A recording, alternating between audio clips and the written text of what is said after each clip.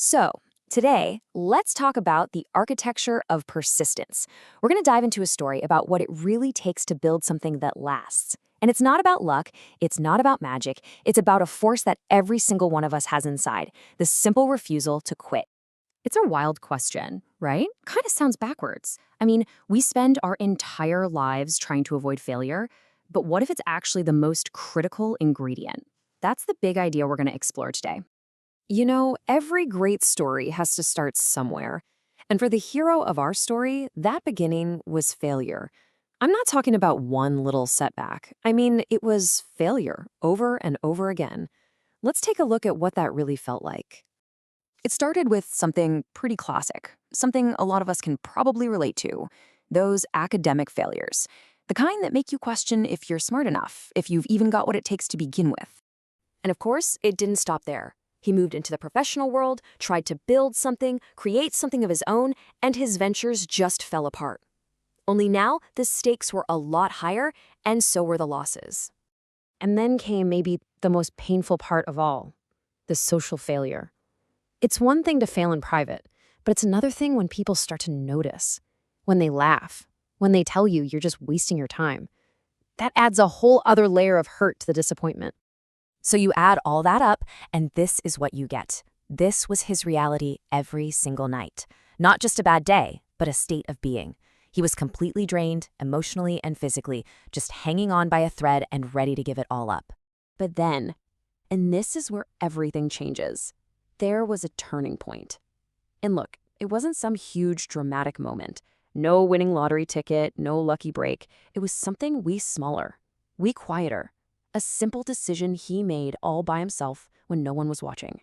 This right here, this one little sentence was the entire promise.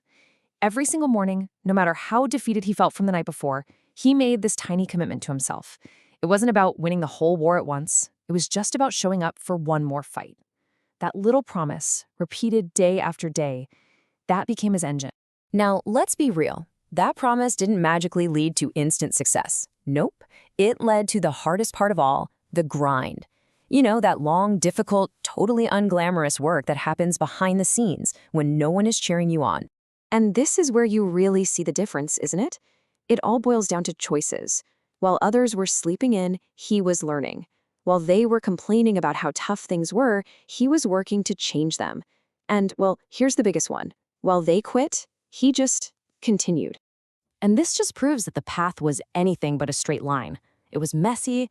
There were days he made absolutely zero progress. There were even days where he lost everything he'd worked for. The only thing that stayed constant, the one thing that never ran out, was his belief in that simple promise to try one more time. Okay, let's fast forward. Years go by. All that grinding, all that work, it finally paid off. The person who was once laughed at is now the definition of success. And all of a sudden, everyone wants to know how he did it. And you want to know the best part? The people asking this question are the exact same people who used to make fun of him, the ones who said he was crazy to even try. It's a pretty amazing turnaround, isn't it? And there's his answer. So simple, so direct, so powerful. His victory didn't come from being smarter than everyone else or having some stroke of genius. It came from pure, rugged resilience. He didn't outsmart the game. He just outlasted the pain. So that's the story. But its real power isn't just in hearing it. It's in applying it. So now let's actually break down this architecture of persistence and see how we can use it in our own lives. First things first, we have to get one thing straight. This story proves that success is not a lightning strike. It's not something that just randomly happens to you. It is something you build brick by painful brick. And these right here, these are the blueprints. This is the real architecture. It's made of patience, which isn't just waiting, but actively learning while you're waiting. It's made of pain, which is really just feedback telling you that you're pushing your limits and actually growing. And finally, persistence. That's the mortar that holds the other two together day after day. This is such a critical piece of advice. Persistence doesn't mean you become a robot and burn yourself out. It's about knowing the huge difference between pausing and stopping for good. Recognizing you're tired is human. Resting is smart. Quitting? Well, that's the only real failure there is. And this is why it all matters.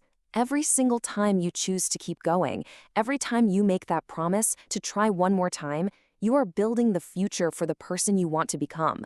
Your future self is counting on the choices you make today. So, I'll leave you with this question. I want you to really think about it. That goal, that project, that thing in your life that's got you feeling tired and broken right now.